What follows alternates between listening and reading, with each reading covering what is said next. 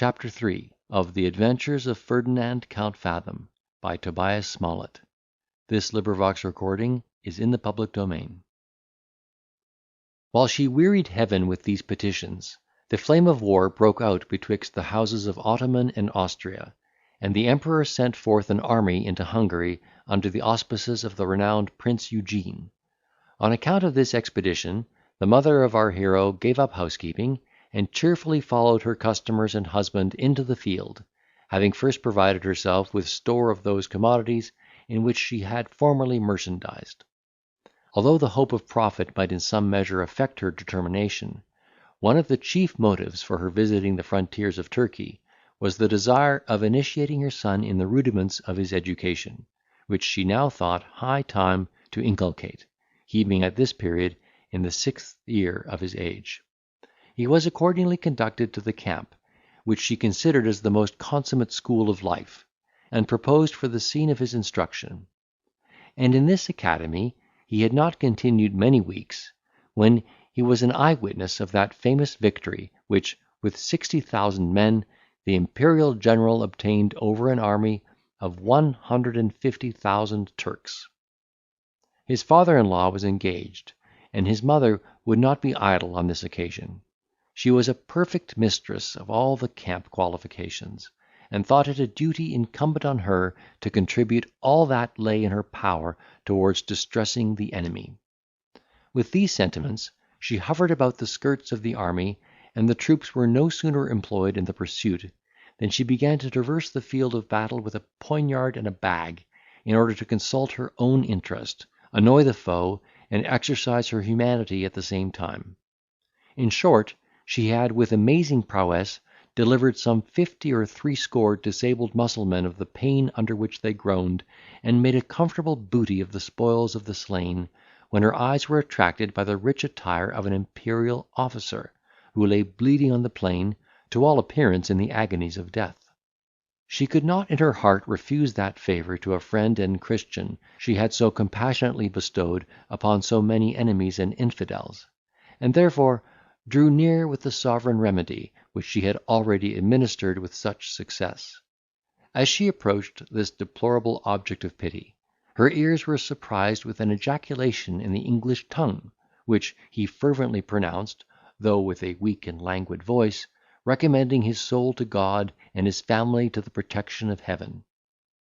Our Amazon's purpose was staggered by this providential incident. The sound of her native language, so unexpectedly heard, and so pathetically delivered, had a surprising effect upon her imagination, and the faculty of reflection did not forsake her in such emergency.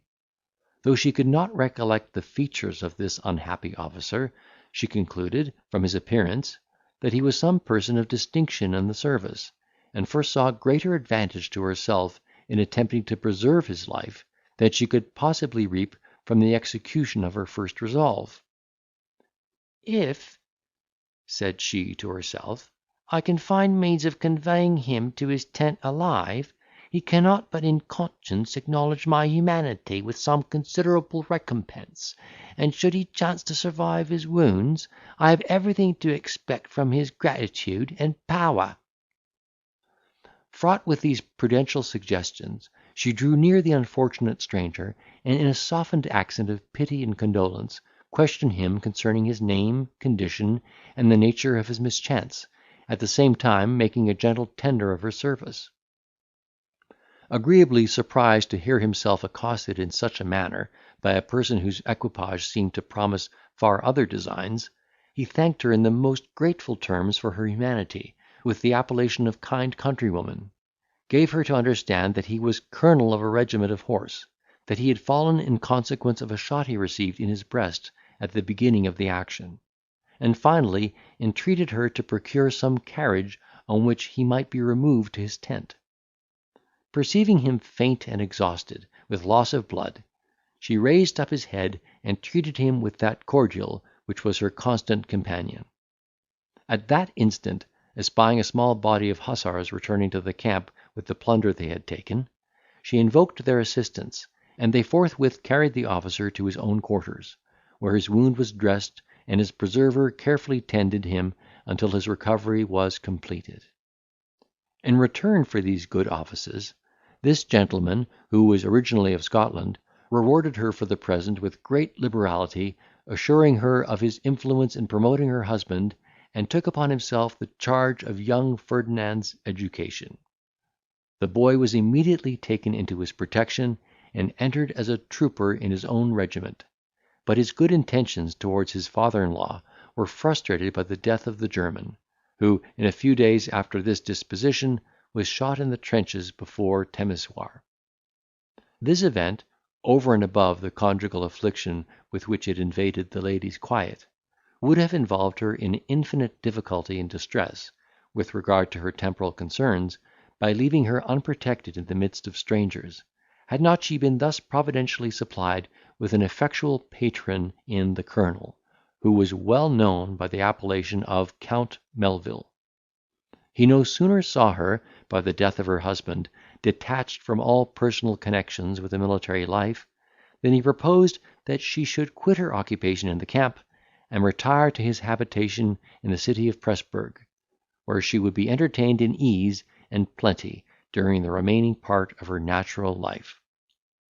With all due acknowledgments of his generosity, she begged to be excused from embracing his proposal, alleging she was so much accustomed to her present way of life, and so much devoted to the service of the soldiery, that she would never be happy in retirement, while the troops of any prince in Christendom kept the field.